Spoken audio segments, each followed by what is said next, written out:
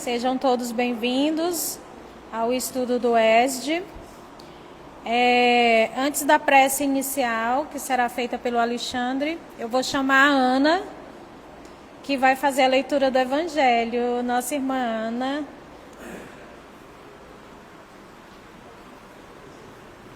Obrigada.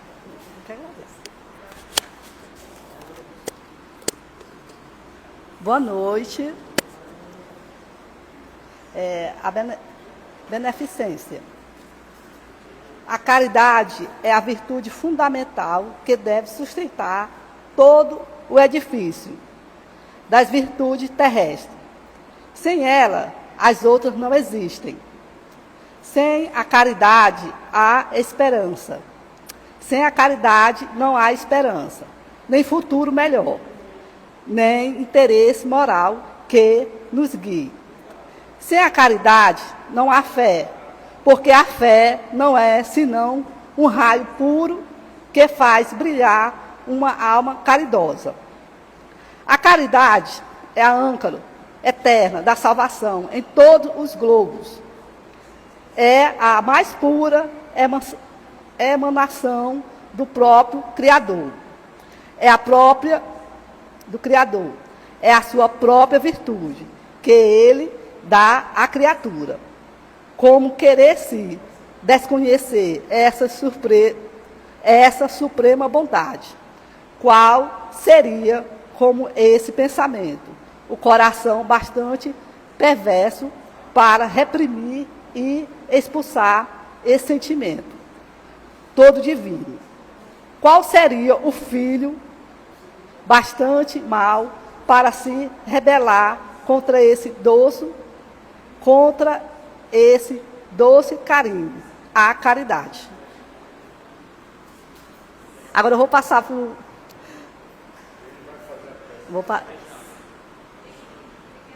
Eu que agradeço. Aqui. Obrigada. Eu acho que está... Alô?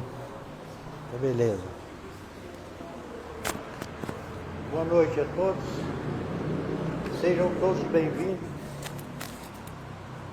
Vamos prestar atenção nas nossas orações de hoje.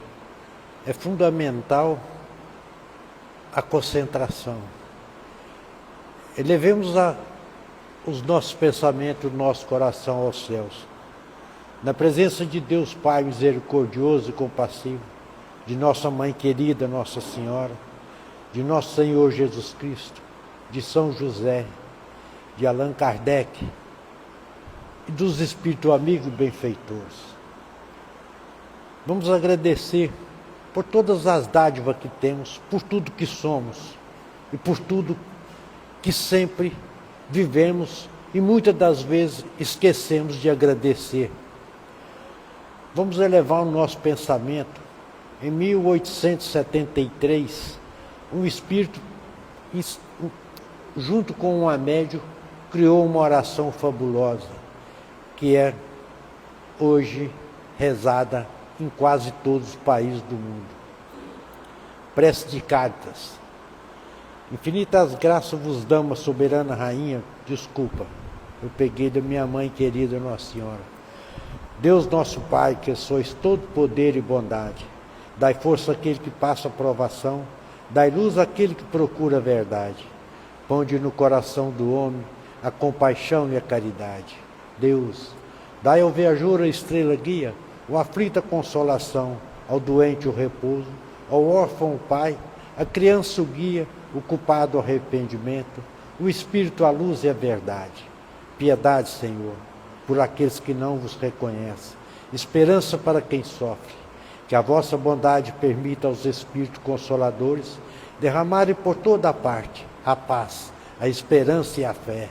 Deus, um raio, uma faísca do vosso amor pode abrasar a terra, deixar-nos beber na fonte desta bondade fecunda e infinita, e todas as lágrimas secarão, todas as dores acalmarão. Um só coração, um só pensamento subirá até vós, como um grito de gratidão e com amor. Como Moisés sobre a montanha, nós vos esperamos com os braços abertos. Ó poder, ó bondade, ó perfeição, e queremos de alguma sorte alcançarmos a vossa misericórdia. Deus, dai-nos a força de ajudarmos o progresso a fim de subirmos até vós. Dai-nos a caridade pura, dai-nos a fé e a razão. Com todo amor, carinho e devoção, subiremos até vós com muita fé e muita gratidão, Senhor. Que assim seja.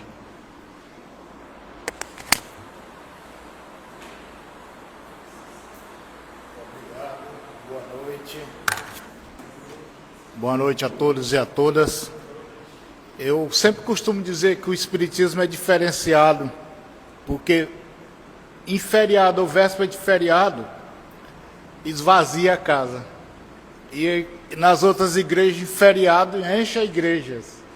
Porque aqui parece que todo mundo é fazendeiro, todo mundo vai para a sua chácara, né? Todo mundo. Mas hoje nós vamos fazer o penúltimo assunto da introdução. Nós estamos na introdução e hoje nós iremos fazer o penúltimo assunto. Depois desse assunto, aí nós faremos o último assunto da introdução, que será a metodologia. Como é que Kardec usava a metodologia de pesquisa, que será o último assunto. Aí depois desse penúltimo assunto e do último, aí nós passaremos a estudar sobre Deus e outras coisas bem mais interessantes. Hoje é mais ou menos uma revisão do que nós aprendemos nessas semanas anteriores. A doutrina espírita, ela não veio no acaso. Não veio no acaso. A doutrina espírita foi trazida para nós, né, através de espíritos que se comprometeram, né, na divulgação da doutrina espírita. O que a doutrina espírita difere das outras religiões? O que vocês que tiveram outra religião, o que você acha aqui diferente das outras religiões?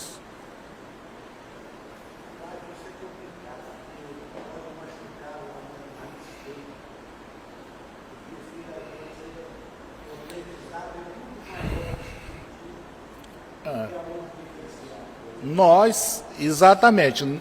O objetivo da doutrina espírita não é buscar débitos, né?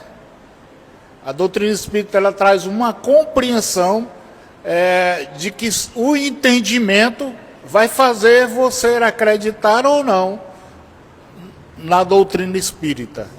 Não tem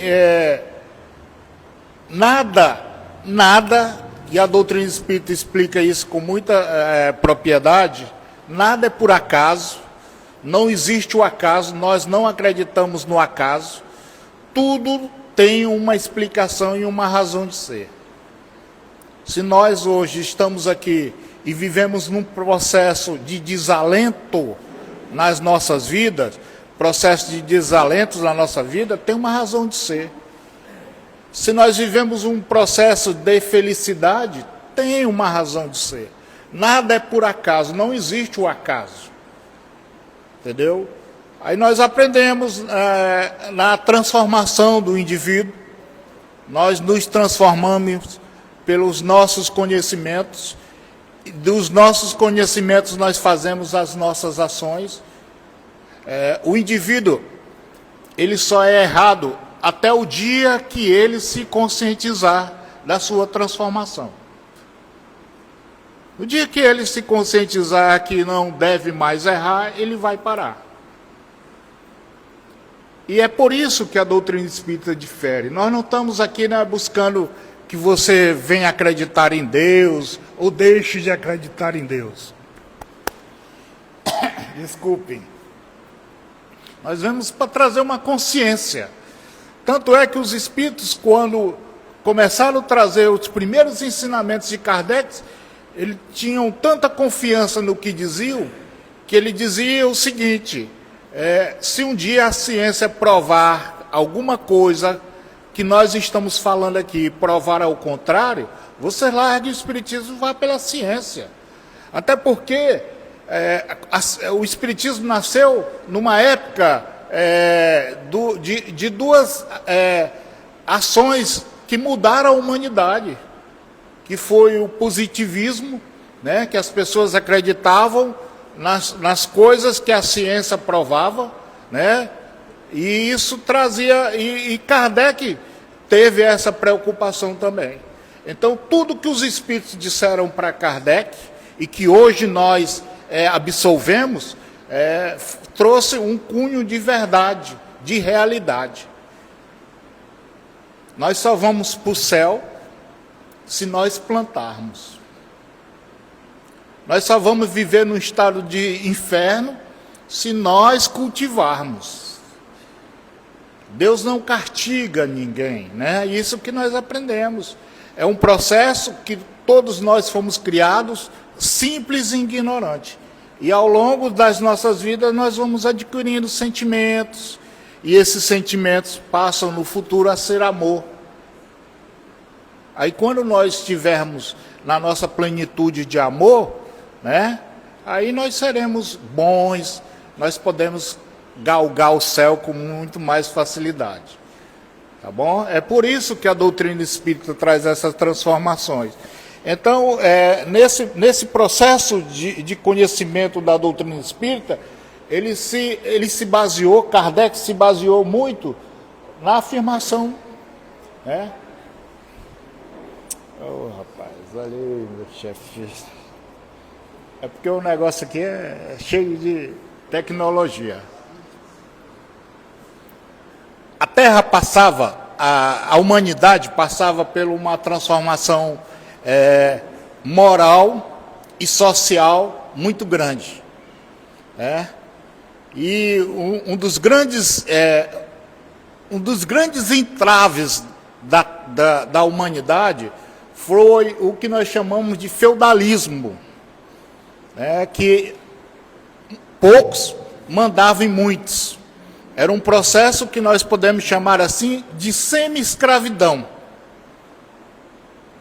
E a Europa vivia, na época, antes da doutrina espírita, a Europa vivia muito a questão do feudalismo, né, como base dos homens. Os homens eram governados por quem? Pelos senhores que tinham poderes, pelos reis, pelas igrejas. E começou a surgir dentro da intelectualidade, principalmente, começou a surgir uma revolta e uma rebelião contra aquilo que estava surgindo. Os homens se rebelaram contra aquela situação. E trazendo um outro entendimento, né, da convivência, né? E nesse processo de convivência nós estamos até hoje aqui tentando conviver uns com os outros. Né, sermos fraternos. Já somos fraternos, mas já estamos adiantados. Então o que é? Olha lá, razões do feudalismo na época, certo? A missão de Carlos Magno, organizada pelo plano invisível, foi inútil na tentativa da reorganização do Império do Ocidente. Isso aqui é um livro de Emmanuel, que eu sugiro que todo mundo leiam, porque ele traz assim, desde antes da formação física da Terra, né? Ele traz todo o processo. Então ele fala antes, isso aqui está lá no livro dele. Isso aqui está lá no livro dele, ele falando exatamente, né, o processo de organização dos espíritos para chegar na doutrina espírita. Né? Então, Emmanuel fala isso aqui, ó, as autoridades espirituais, sob a égide do Cristo, como feudalismo, renovaram os processos educativos no mundo europeu. Chamaram todo para a vida no campo, a fim de aprender melhor o trato da terra e no contato da natureza. Veja que o homem, mesmo no conhecimento, e a humanidade, ele teve várias transformações, certo? Houve a transformação da sociedade, depois houve a transformação no processo industrial, que houve um avanço muito grande na humanidade, e depois houve uma transformação intelectual, né? Que os grandes homens, a partir de 1600, os grandes homens, grandes escritores, grandes pintores, começaram a reencarnar na Terra, trazendo para nós uma transformação. Além, nós saímos daquele homem feudal e passamos a ser um homem intelectualizado. Intelectualizado. Por quê? Porque os grandes escritores vieram naquela época, né? E os espíritos dizem que está preparando uma avalanche de espírito para reencarnar, e eles vão trazer um processo de transformação específica para dentro da humanidade. Entendeu? Vai ser, nós vamos passar por esse processo que Kardec, então, até então recebeu.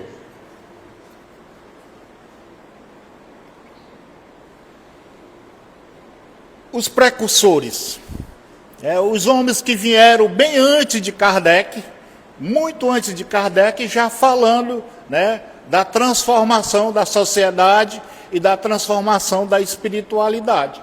Então ele diz o seguinte, Sócrates, 470 anos antes de Cristo, e Platão, Pitágoras, a alma, olha o que Pitágoras dizia, a alma é uma verdadeira substância distinta do corpo no qual pré-existe.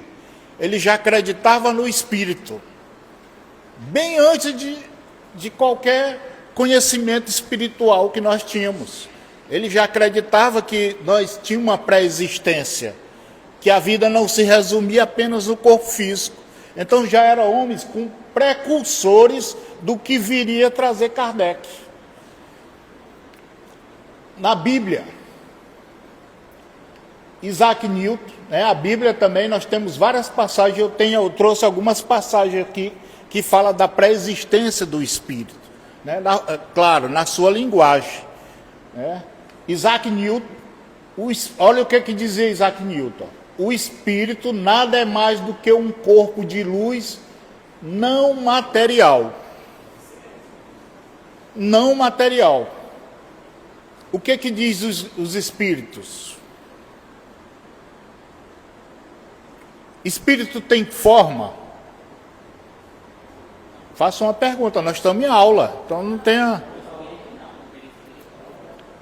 Sim, o espírito não tem forma, nós vamos estudar isso, só espírito lá na frente. Mas se não tem forma, e quando ele me aparece como pessoa. Por quê? O que se explica isso, então?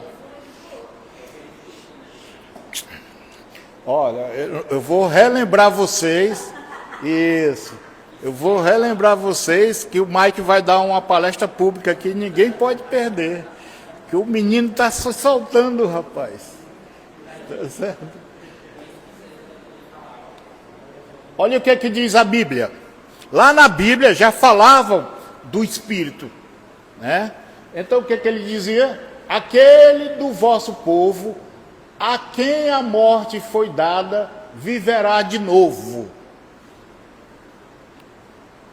Ah, mas eu perdi meu pai, perdi minha mãe, perdi meu irmão.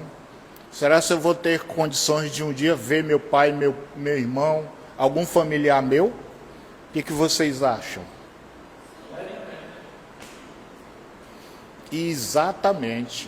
Nossos laços são eternos.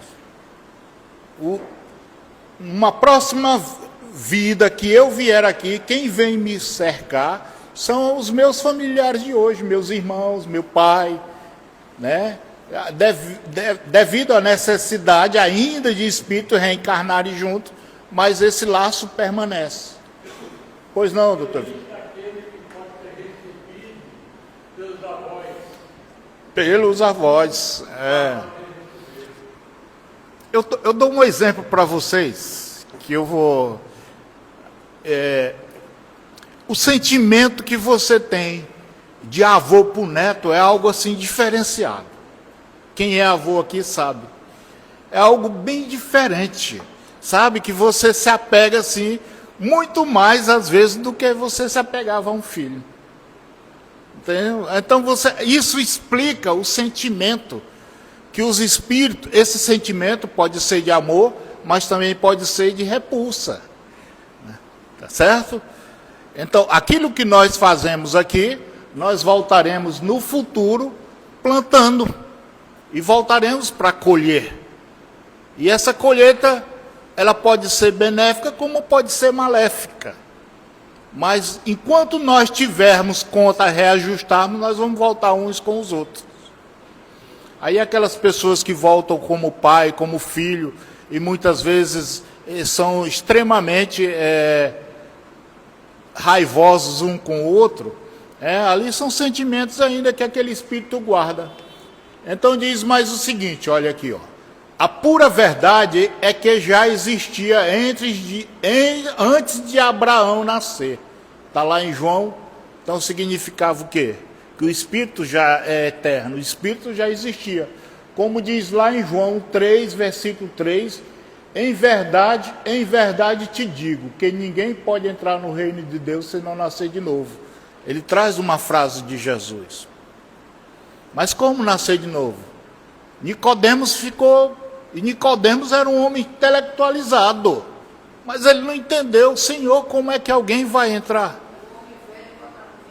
Voltar de novo, como é que ele vai fazer?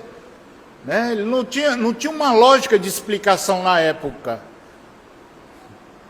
certo? Por isso que Nero, o imperador Nero, mandou abrir a barriga da mãe dele para olhar de onde é que ele tinha vindo. Aí já não também, tem a loucura daquela época. Então, essas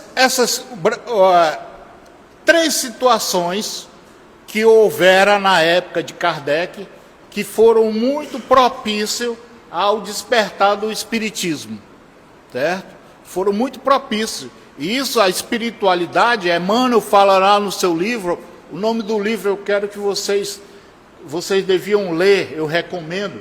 O nome do livro é A Caminho da Luz, em que Emmanuel conta desde a preparação da Terra, na sua formação geológica, até chegar à plenitude espiritual. Ele conta tudo como aconteceu.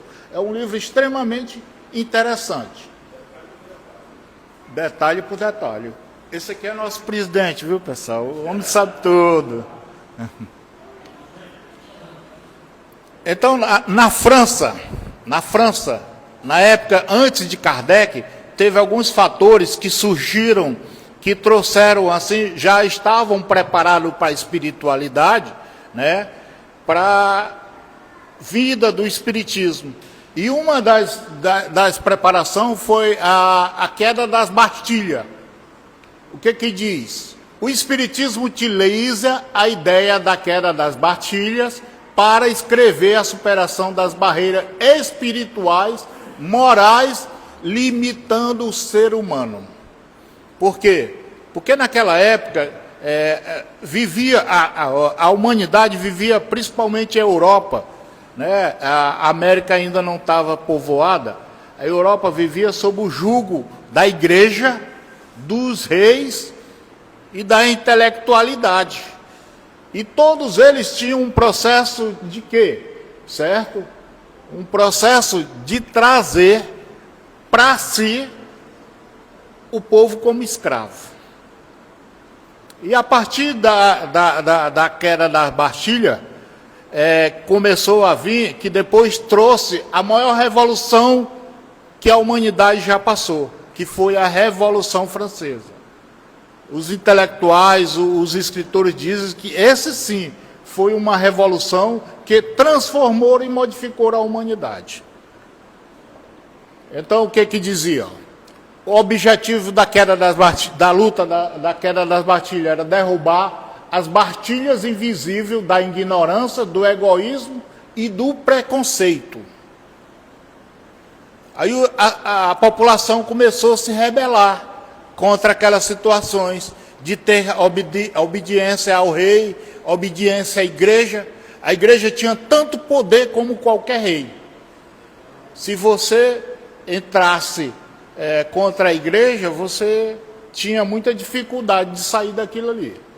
Então houve a evolução moral. A revolução espiritual busca a libertação através do conhecimento, da caridade e da evolução moral, em vez da violência física. Nós espíritas, eu digo isso que vocês também hoje se consideram espíritas, nós espíritas, em forma nenhuma, aceitamos qualquer tipo de violência. Violência moral, violência física, né? Qual é a violência moral? Ela é tão danosa como a violência física. Às vezes você ofende uma pessoa com palavras, né? Com escândalo, com falsidade, que ofende muito mais do que você agredir fisicamente. Então a doutrina espírita não aceita em hipótese nenhuma violência, qualquer tipo de violência. Isso é danoso, além é danoso para o espírito, como é danoso também para quem recebe a violência. Você faz uma coisa de errada com alguém e de repente você vai lá pedir desculpa, pedir perdão, como é difícil. É preferível que você não faça, do que você fazer e depois ficar arrependido. Consequência da revolução, a queda da Bastilha para os espíritas prefigura a necessidade de reforma de todos os aspectos da vida, mas também a consequência do período do terror, em que demonstra a verdadeira mudança de transformação do indivíduo. Então foi uma revolução, né, que o povo francês lutou contra os reis, contra a igreja, porque eles estavam sufocados pelo desmando e o mando deles ao mesmo tempo. Com certeza. Vamos lá. Aí aqui foi a queda da Bastilha, que o autor diz o seguinte, ó. Pode ser chamada o século das revoluções, porque nenhum até agora foi tão fértil em levante, em ressurreição, guerra civil, ora vitoriosa, ora esmagadoras, né? Mas as pessoas começaram a insurgir contra aqueles mando e desmando dos reis da sua época.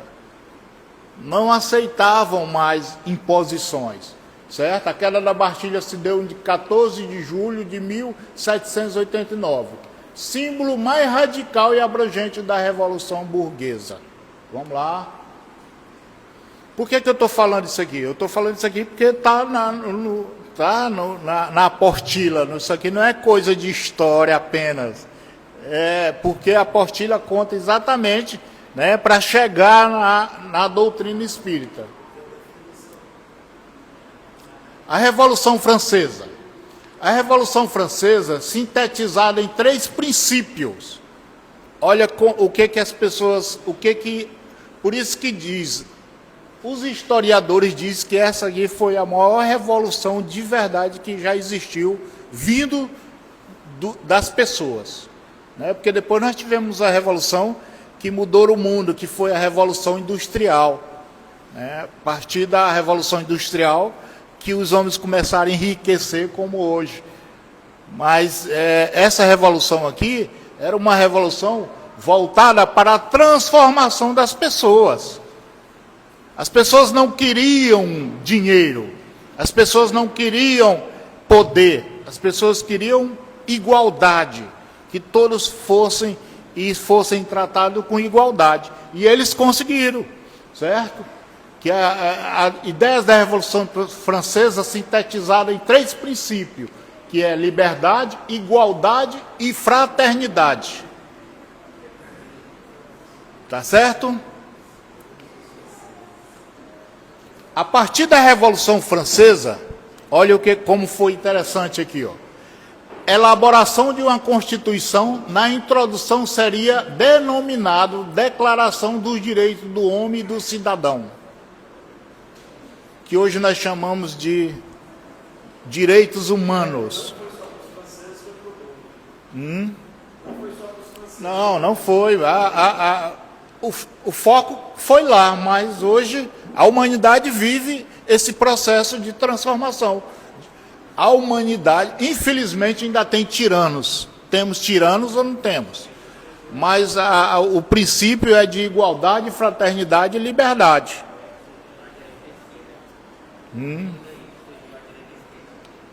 O século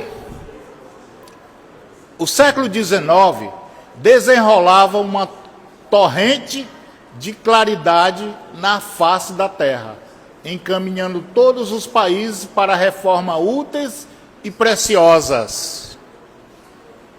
Então, aí, nessa ação aí, surgiu o Espiritismo. Quando os homens procuravam, né, viver o processo de liberdade, igualdade e fraternidade, surgiu a doutrina espírita. Vamos lá, é longo, hoje é bem extenso, viu? Aí está aqui a Revolução Francesa e o Espiritismo. Olha o que diz aqui, ó. Opa! Isso, é porque o negócio aqui a Revolução Francesa e o Espiritismo não tem uma ligação direta, ó, não tem uma ligação direta, mas o Iluminismo, movimento que precedeu a Revolução Francesa, criou um ambiente intelectual favorável ao surgimento do Espiritismo no século XIX. O Espiritismo nasceu na França em 1857, com o lançamento do Livro dos Espíritos por Allan Kardec, um pedagogo francês que viveu após a Revolução. Nós já falamos de Kardec aqui, né? A importância dele para a doutrina espírita. E os espíritos,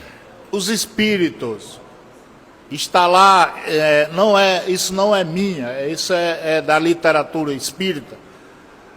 Os espíritos resolveram criar uma nova religião porque contrapondo os abusos da igreja na época, né? Contrapondo os abusos da igreja na época. Então eles quiseram trazer para nós a essência do Evangelho de Jesus. O Espiritismo teve tanta importância que vocês poderiam entender como Francisco de Assis teve para a Igreja Católica. A partir de Francisco de Assis, a Igreja Católica mudou a sua direção no processo da fraternidade. E a doutrina espírita trouxe para nós esclarecimentos necessários para que nós não vivemos temerário com o futuro. Quem tem medo do futuro aqui? Ninguém, olha aí. Rapaz. Então, quem diz aqui, ó, tráfico de coisas sagradas. Na época, a sede do catolicismo se transforma em vasto mercado de títulos de nobrezas e de toda espécie. Eu já falei isso para vocês, né? Que as igrejas católicas, a Igreja Católica antigamente, ela vendia o que nós chamamos de remissão dos pecados. Se você cometia algum pecado, você ia lá na igreja, se confessava, e o padre dizia o valor do seu pecado. Olha, se você der tanto para a igreja, você não vai ter mais pecado. Você vai para o céu. Então virou um negócio. Virou um negócio e os intelectuais, na época, os intelectuais começaram a se revoltar contra essa situação da igreja. E eu falei que um dos intelectuais foi João Hus, que foi uma primeira reencarnação de Allan Kardec, uma das reencarnações de Allan Kardec.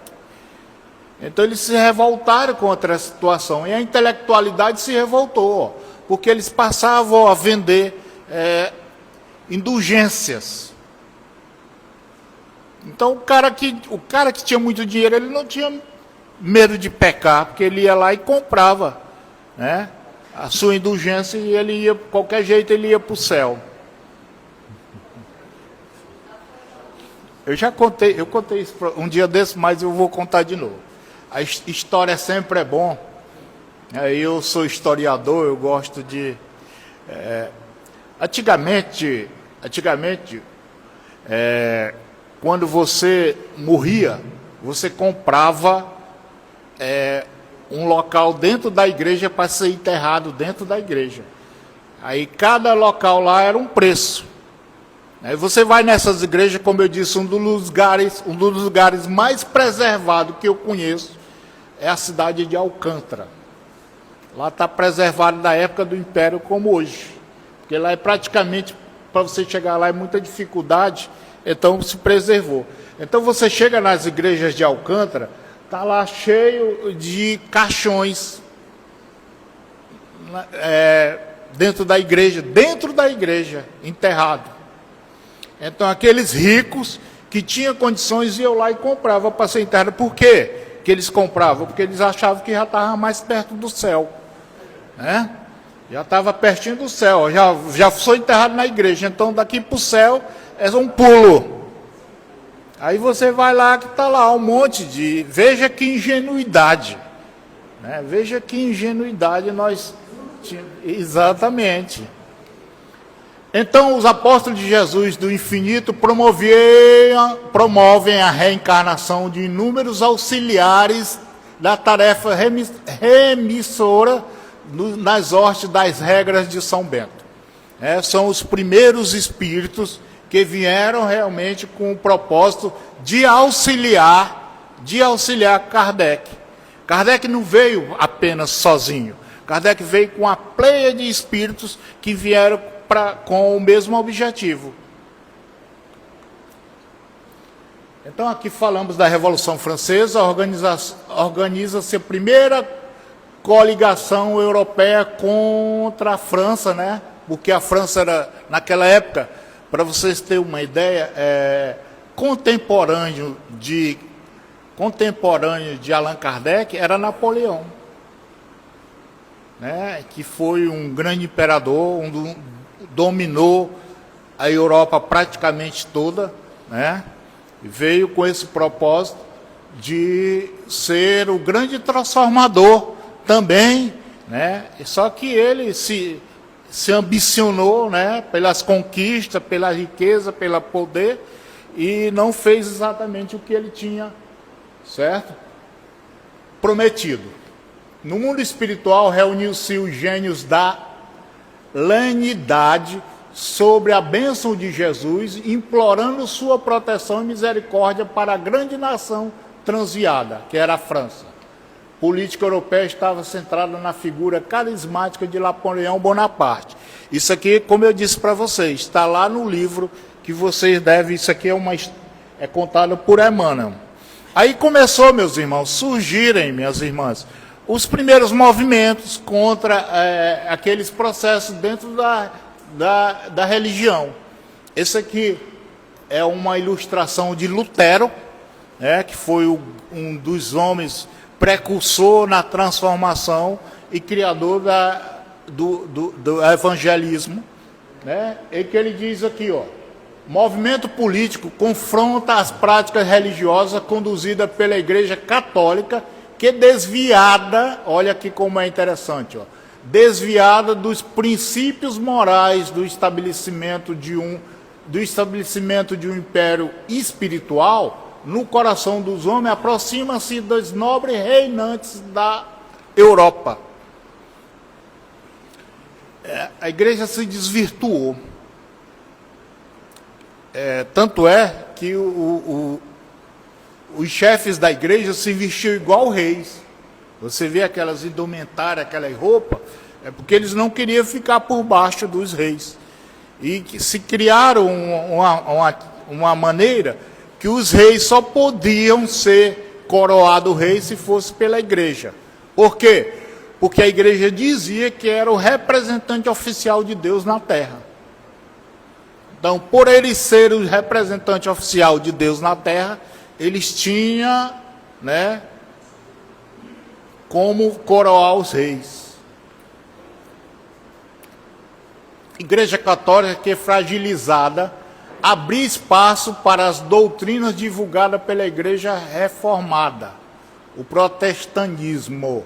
Aqui está Lutero, o grande responsável pela essa transformação da Igreja Católica, que ele começou a lutar e realmente criou aí o protestantismo. Os enciclopedistas, elevados espíritos de filosofia e da filosofia e da ciência, iam combater os erros da sociedade e da política. Esses aqui foram homens que já tinham o propósito da transformação da humanidade, bem antes de Kardec. Né? Homens que ficaram marcados na história. Aqui, ó, Voltou, Rousseau, né? Então são homens que ficaram marcados. E diz o seguinte, ó, suas lições repercutem na América do Norte e no mundo. Foram instrumentos no mundo espiritual para a regeneração da coletividade terrestre. E eles já vieram com esse objetivo, né? Dentro no que eles se comprazeram aqui, na sua intelectualidade, de ajudar na transformação da humanidade. Aí veio Kardec, né? Aí Kardec já veio também com o mesmo propósito, né? A lição sagrada do Espiritismo ia ser ouvidas pela humanidade sofredora. Jesus, na sua magnidade, repartiria o pão sagrado da esperança e da crença com todos os corações. Está aqui no livro que eu falei, Emmanuel, A Caminho da Luz. Eu recomendo que vocês leiam esse livro. Entendeu? É muito bom. Vamos lá. Vocês estão entendendo aí alguma coisa? Está todo mundo calado, ninguém falou nada. Naquele dia o Mike se soltou aqui e hoje ele... Então vamos lá. Aqui os espíritos reformadores, né? Foram eles os instrumentos ativos do mundo espiritual para a regeneração da coletividade terrestre. Voltaire, Montesquieu, Rousseau, né? E outro aqui, franceses. Tá certo? Eles já tinham esse propósito. Por isso que eu falo para vocês, Kardec não veio sozinho. Veio uma pleia de intelectuais, veio com o objetivo da transformação. E através do entendimento, da intelectualidade, dos pintores, nós vamos chegar lá nos pintores também que vieram com esse objetivo, até chegar a Kardec. Então vejam vocês que a doutrina espírita não nasceu por acaso. Tá certo? Olha o que diz aqui, ó. Isso aqui está no livro A Caminho da Luz. Leiam lá, certo? Numerosos, olha aqui, ó. Numerosos escritores que se enganjam na luta política e social, através das suas obras e ações, que são Lamartine, Victor Hugo, né, que é um dos grande conhecido escritor francês, um dos, se não do mais conhecido, né? Paul Chateaubriand e outro aqui. Isso. Lamartine e Victor Hugo são eleitos deputados, tornando-se o próprio Lamartine, que muito contribuiu para o advento da República, chefe do governo provisório. E ele já tinha um compromisso intelectual de ajudar na transformação da humanidade. Por isso que eles, a grande maioria, reencarnaram na França. Porque a França era o centro mundial do poder, né? A cidade, chamada de Cidade Luz, porque toda a intelectualidade do mundo praticamente resumia naquela região. Zola, militante na causa republicana ou socialista, né? Paul Courier e estes tal são liberais e anticlericais, e Chateaubriand torna-se liberal e prevê o advento da democracia.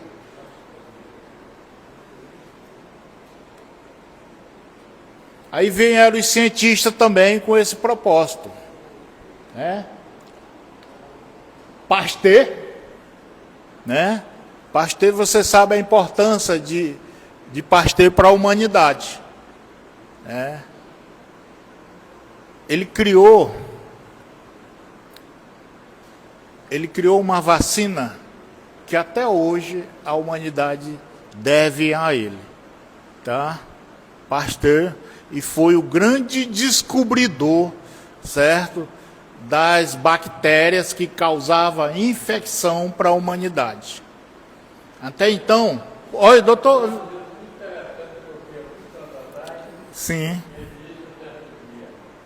Quando eu comecei a fazer ciência, nem a partir da religião, me aprofundei na ciência e fui obrigado a voltar para a religião. Isso.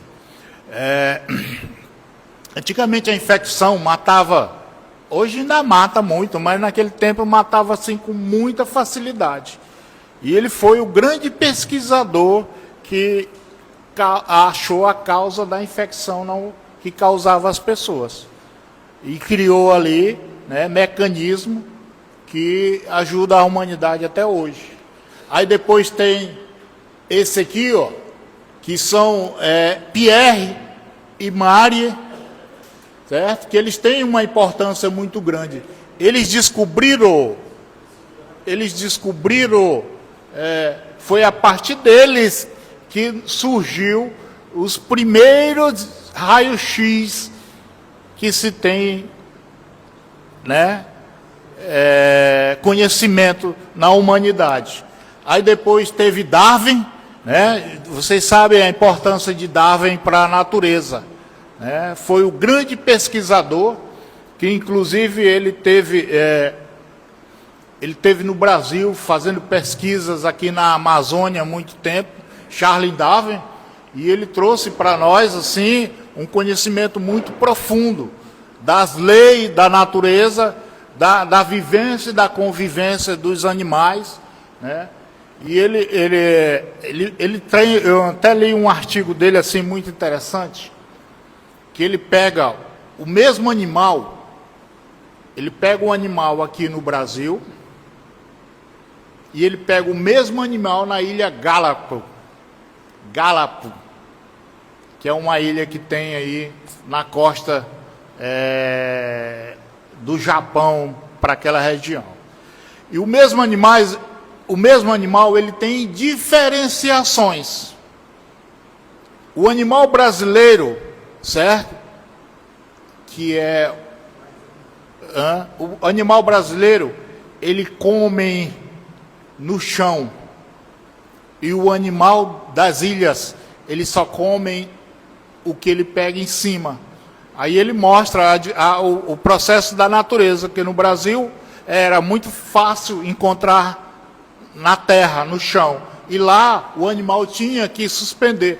Por isso, o mesmo animal, aqui, ele tem uma diferenciação. O de lá tem um pescoço de quase 2 metros daqui. Ele disse o que é aí? É a lei da sobrevivência, né? Que nós aprendemos, o homem é produto do meio. Não, o homem não é produto do meio, mas ele sofre a influência do meio. Então os animais lá das ilhas, eles tiveram que aprender a pegar a sua comida em cima, e eles ficaram todos com o pescoço bem grande. Até o casco aqui, que é tipo um jabuti, eu não lembro o nome, o casco deles aqui é diferente. Ele disse assim, é um processo natural da sobrevivência. E ele foi o grande estudioso das leis naturais. Aí tivemos os pintores também que vieram com o mesmo propósito, né, da transformação, Renoir, né, Manet, né, que foram pintores que influenciaram nas suas pinturas também a humanidade, né? Você veja hoje que além dessa aqui, Um quadro, quem tiver um quadro desse aqui hoje, é um homem extremamente rico. Por que extremamente? As pinturas dele são extremamente valorosas. Aí tivemos na música também, que foram espíritos. Olha o que diz. Emmanuel diz que foram espíritos que vieram com o propósito de ajudar a humanidade, né? Aí na música vieram Wagner, Chopin, né? Rossini, né? Beethoven e Bellini, né? São grandes homens. Aí você diz, rapaz, mas eu gosto é de música brega, né? Disso aí não, é de sertaneja, entendeu? Mas foram homens que trouxeram lá, certo? Trouxeram Tem até um autor que diz, olha, quando vocês chegarem no plano espiritual, as músicas lá são totalmente diferentes das da Terra. Entendeu? Lá na Terra, os ouvidos, lá vocês vão ver coisas diferentes, que no plano espiritual... Então, eles trouxeram para nós, né, certo? Os precursores importantes da época, trouxeram para nós a música como valor, como transformação do indivíduo. Vamos lá.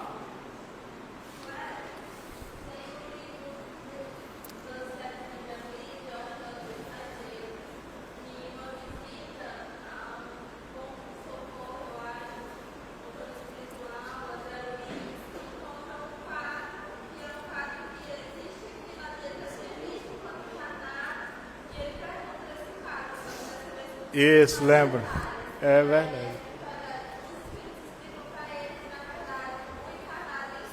Em sonho levou, exatamente isso.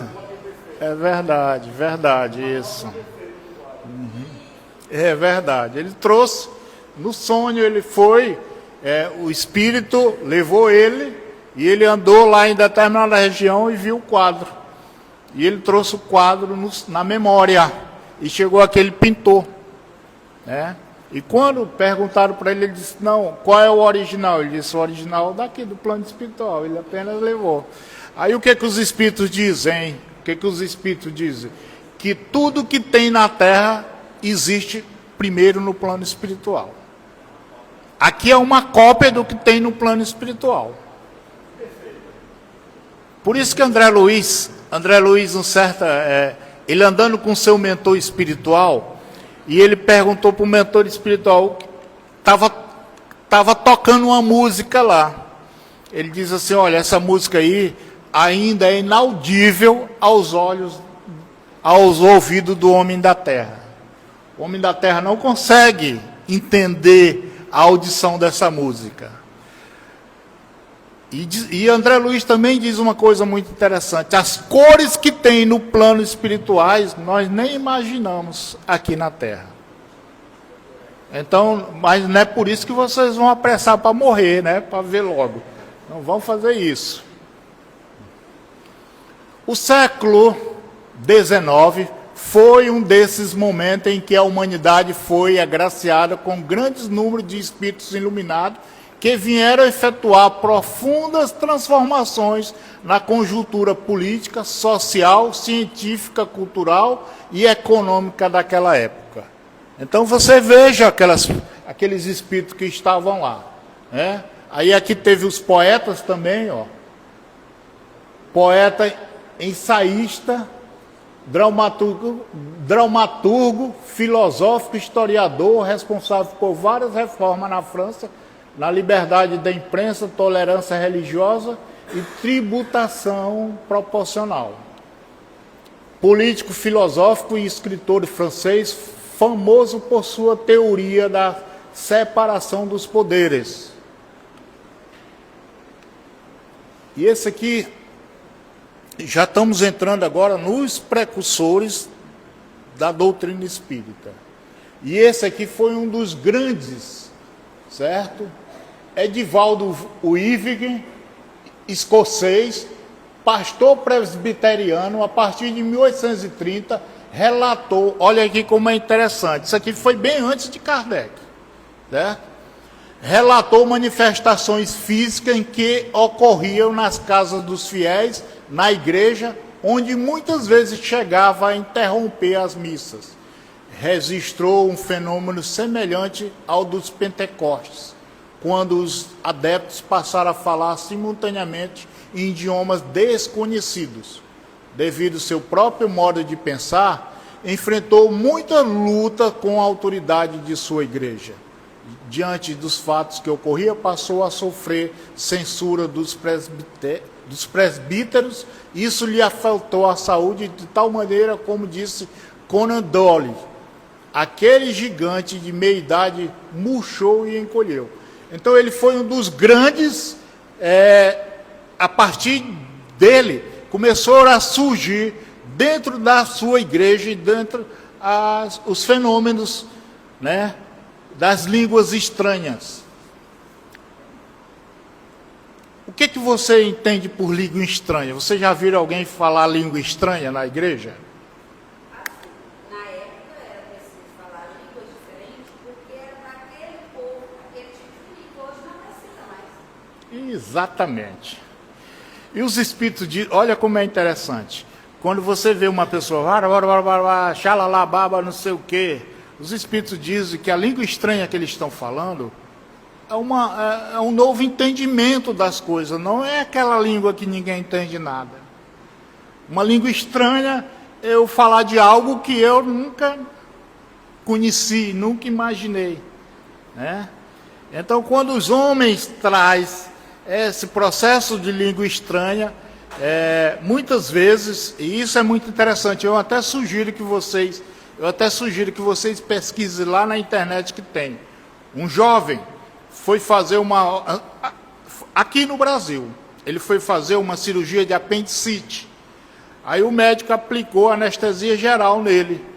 Quando ele acordou, ele não sabia mais falar a língua portuguesa. Ele não falava mais. O que houve ali? Ele só falava uma língua que ninguém entendia. Acessou a vida passada dele. Rapaz, olha aí.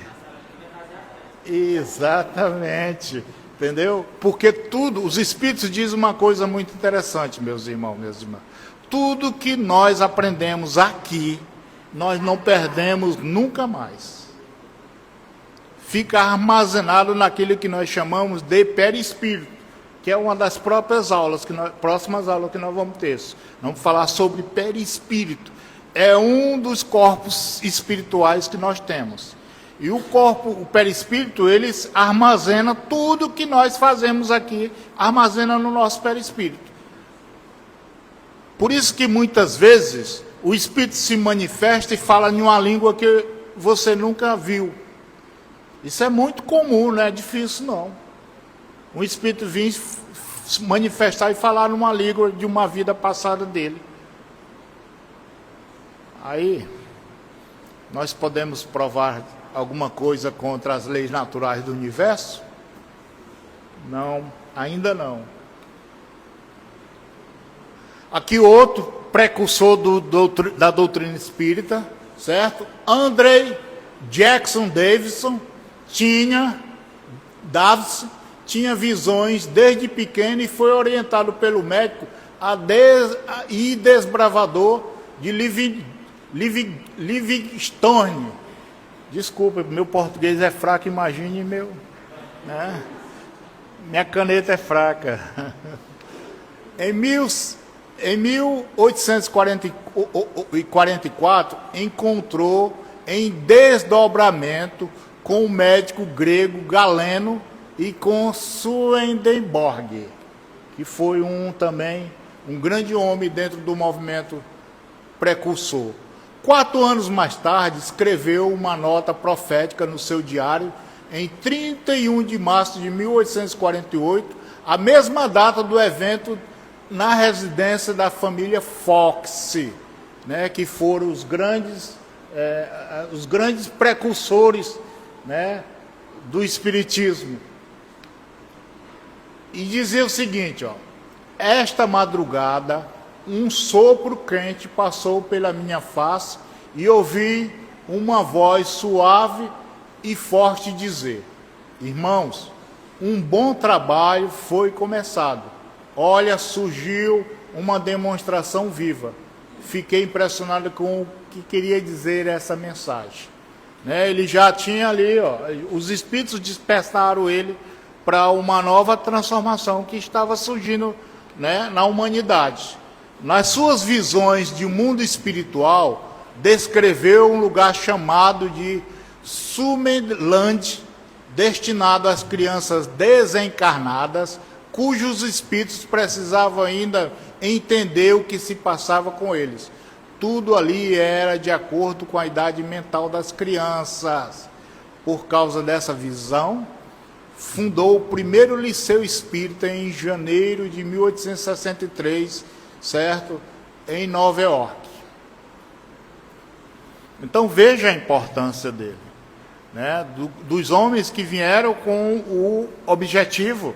E vocês lembram, e eu já falei isso aqui também com muita propriedade, que Kardec, né, no primeiro momento, Kardec disse assim: se eu não der conta, o Espírito disse para ele, se você não der conta, virá outro que fará o que você faria. Entendeu? Isso, está na codificação espírita, com certeza. Vamos chegar lá. Outro. Olha aqui, ó, eu trouxe uma ilustração, isso aqui é uma ilustração, ó. Ele levitando. Ele levitando. Daniel Douglas Home, escocês, famoso por seu grande médium de efeito físico, com levitação de si mesmo e de outros objetos. Além das materializações e voz direta, esse homem era raro pelo fato de possuir poderes em 4 tipos diferentes de mediunidade: voz direta, psicofonia, clarividência e mediunidade de efeito físico. Certo? Isso aqui lá no futuro, agora futuro bem próximo, nós vamos estudar cada tipo de mediunidade. O que é uma mediunidade de efeito físico? Né? O que é uma voz direta? Entendeu? Por isso que eu digo, meus irmãos, e eu volto a repetir, o mundo espiritual, a nossa capacidade intelectual ainda está muito longe de entender. Muito longe de entender mesmo. Né? Como é que nós vamos realmente entender o mundo espiritual se nós não entendemos, nem nós ainda? Certo? Então, quando ele fala em voz direta ali, entendeu? Tem aquela voz que você não sabe de onde é que vem. Então, vamos, no futuro próximo agora, já nas próximas aulas, nós vamos entrar sobre mediunidade. Aí, quem sabe se não surge alguns médios aqui para ser mandado lá para... Esse aqui foi outro grande homem que ficou dentro do movimento espírita, que ficou famoso, e hoje a literatura espírita ainda tem vários livros publicados por ele. Eu gosto dos livros dele, gosto mesmo, porque ele traz uma explicação assim bem minuciosa. François Gabriel Delane, filho de Alexandre Delane, amigo íntimo de Allan Kardec e de Alexandrina Delane. Ele era contemporâneo de Kardec, ele era mais novo do que Kardec. Inclusive ele conta nos seus livros a primeira vez que ele viu Kardec. Ele era adolescente e Kardec foi lá na cidade dele fazer uma palestra. E quando Kardec foi fazer a palestra, deu tanta gente que eles mudaram de lugar. Em vez de ser no centro espírita, que não era um centro espírita, eles fizeram num clube, porque deu gente demais. Né? Aí o que ele fez? Ele ficou lá, no antigo endereço, dizendo para as pessoas onde ia ser a palestra de Kardec. Ele disse que foi a primeira vez que ele viu Kardec. Entendeu? Ele era contemporâneo. Então ele diz o seguinte, ó, um dia um codificador tomou esse menino e colocou no seu colo e vaticinou. Olha aí, ó, ele era criança quando ele conheceu Kardec. Né? Esse menino um dia será uma personalidade de destaque no espiritismo.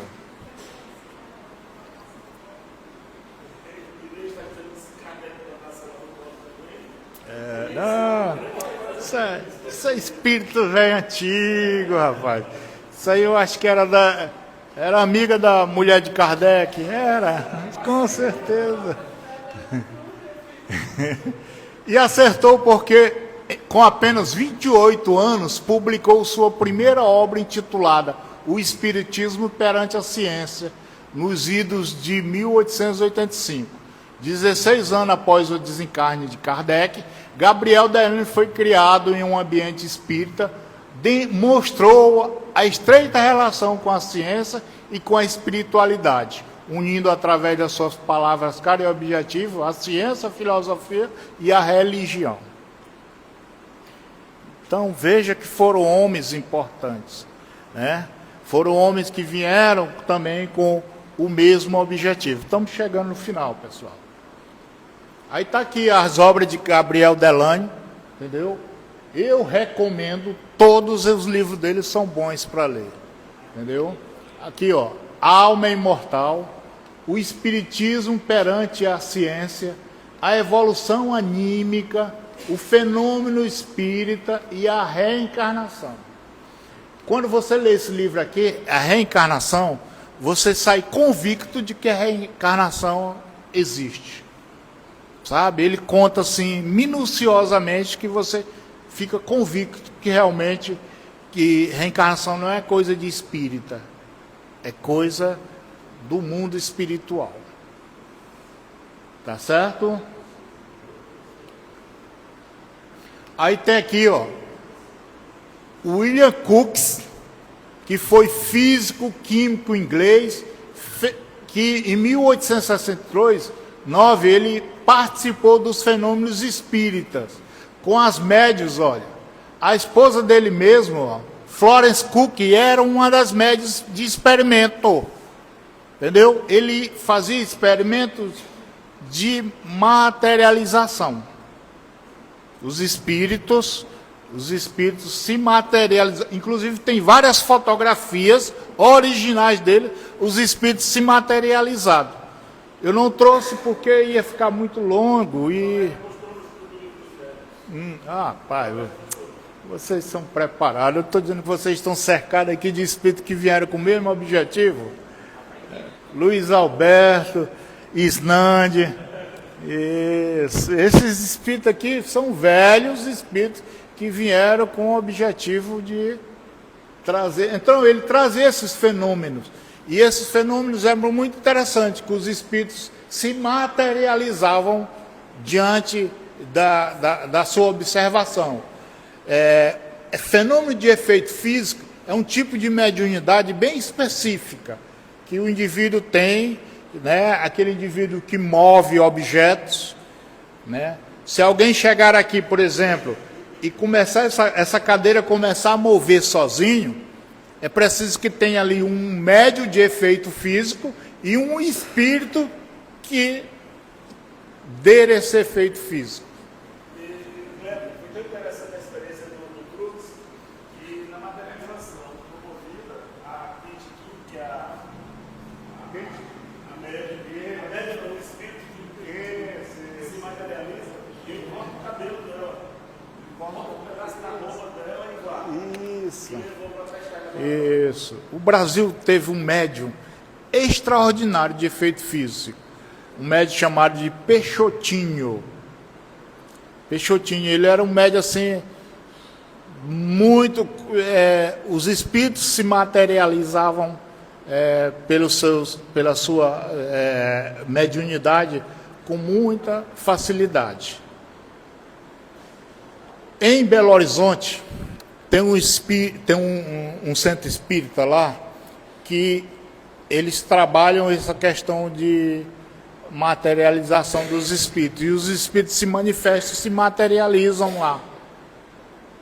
E um livro bem interessante que eu sempre recomendo para quem gosta de ler, é um livro chamado Materializações Luminosas. Essas materializações vêm de mediunidade, né, que os espíritos se materializam várias formas, e um dos espíritos que mais se materializa nesse livro é José Grosso. É José Grosso. Eles se materializam, certo? Tem um autor brasileiro que ele não era espírita, ele era judeu. E a filha dele desencarnou muito nova, criança de 12 anos de idade, e ele ficou desesperado. Eu vou contar o livro e vou mandar vocês comprar o livro. E ele ficou desesperado. Ele conversando com ele já era um homem muito rico, certo? E ele era dono no Rio de Janeiro, ele era dono das Casas Edson. A Casas Edson era uma casa que era era o representante da Philips no Brasil, e a logomarca da Casas Edson, eu não sei se vocês lembram, eu com 60 ainda lembro, era um cachorrinho naqueles megafonezinho que tinha antigamente, aquela radiola. A Odeon do Brasil, exatamente. Ele era um homem muito rico. E ele perdeu a sua filha cedo. E ele conversando, ele muito triste, um dos seus funcionários falou de uma médium de materialização em Belém do Pará. Ele morava no Rio. E naquele tempo não tinha avião para Belém. Ele veio de navio para ver essa médium em Belém do Pará. Largou tudo lá, porque o sonho dele era falar com a filha dele, que já tinha desencarnado. E ele ficou vários dias em Belém, mais de mês, e todo dia ele ia na reunião e não conseguia. Certo? Não conseguia falar com a filha dele. Ele era judeu. Um dia, ele disse que estava na reunião, quando, de repente, alguém chegou e disse assim: olha, tem uma pessoa aí querendo falar com você. E a médium entrou com a filha dele na mão. A filha dele tinha desencarnado já. Materializada. E a filha dele sentou e abraçou ele no colo. Ele conta nos seus livros. Ele passou a ser espírita convicto. Ele passou a ser espírita tão convicto que quando ele voltou no Rio de Janeiro, ele vendeu a metade das suas lojas e construiu uma vila de casa para as pessoas. Já queria desprender demais, né? Ele construiu e abdicou da sua riqueza e começou a construir casa para as pessoas. Porque ele tinha convicção que ele falou com a filha dele, e a filha dele abraçou e sentou no colo dele. Ele conta isso no seu livro chamado Voltei, Irmão Jacó. Ele conta essa história. Então, materializações é uma coisa fantástica. É uma coisa muito natural, não é nenhum fenômeno. Certo? Do espírito se materializar e conversar com você. Então, vamos lá para encerrar, né? Ele já está aqui. Tá bom?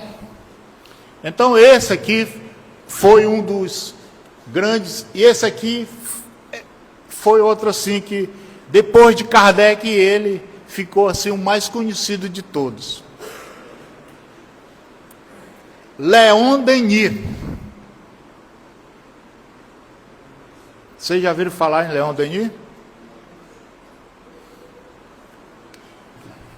Pensador, escritor e orador francês, possuía uma personalidade contagiante, um bom senso e operosidade no trabalho, dedicação ímpar aos seus semelhantes e assentado no que devotava aos ideais que esposava.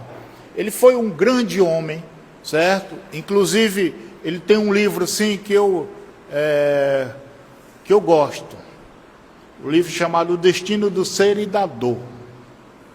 Um livro assim fantástico, muito bom, certo? E ele foi um dos grandes precursores da doutrina espírita, certo? Que veio com esse objetivo. Pois não, doutor Vilas?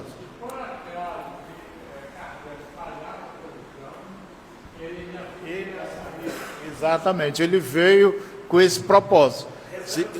Isso, ele veio que se Kardec não desse conta, ele que iria assumir. E ele assumiria com muita, certo, anfico.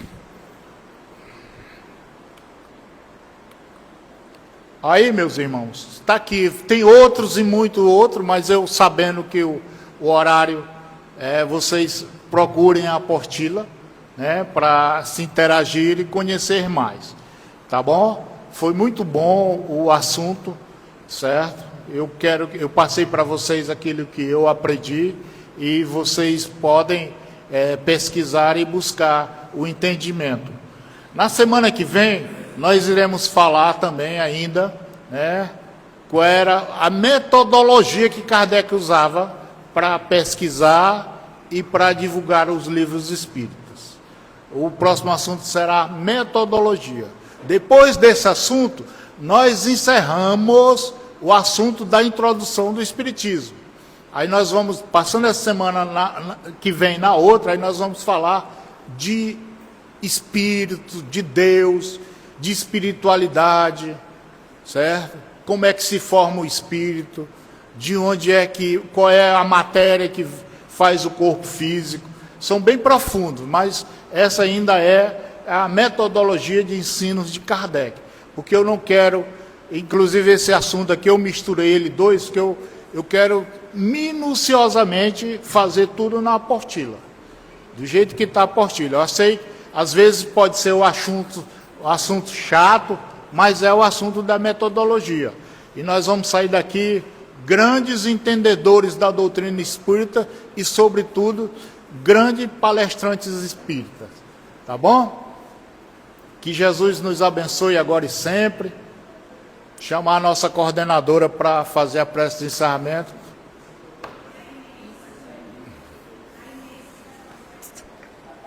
A Inês vai fazer a prece de encerramento. Depois daqui, quem quiser tomar um cafezinho, se tiver, pode. Tá certo. Um lanchezinho. Obrigado.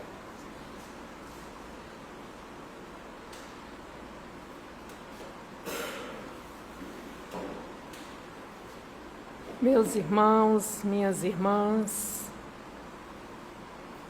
vamos elevar os nossos pensamentos a Deus, nosso Pai, e agradecermos pelo estudo de hoje, por esse alicerce que pavimenta a nossa estrada na direção do Cristo.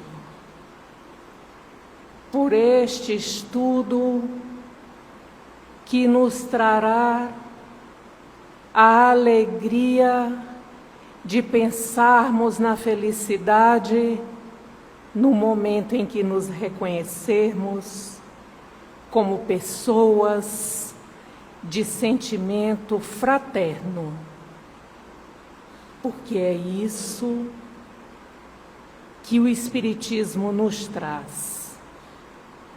E porque é isso que assistimos nessa noite como obra de grandes homens, de grandes seres, que já se encontram em um local privilegiado da espiritualidade com relação ao nosso. Mas que se dispuseram a contribuir conosco, que vieram aqui para alicerçarem o nosso caminhar. E hoje nós queremos agradecer. Agradecer porque o estudo nos traz o caminho, nos traz a orientação, e nos traz o consolo de que o Espiritismo, o conhecimento do Espiritismo, nos conduz sempre na direção do Cristo. Obrigada aos nossos amigos espirituais, aqueles que dirigem o trabalho de hoje, aqueles que trouxeram os nossos irmãos desencarnados para ouvirem sobre o nascimento do Espiritismo no nosso planeta.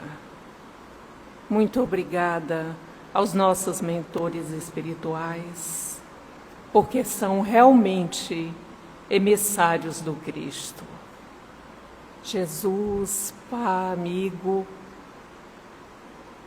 esteja conosco em todos os momentos de nossas vidas, abençoando finalmente as nossas famílias e nos conduzindo para uma semana de paz até o nosso próximo estudo. Que assim seja, Senhor.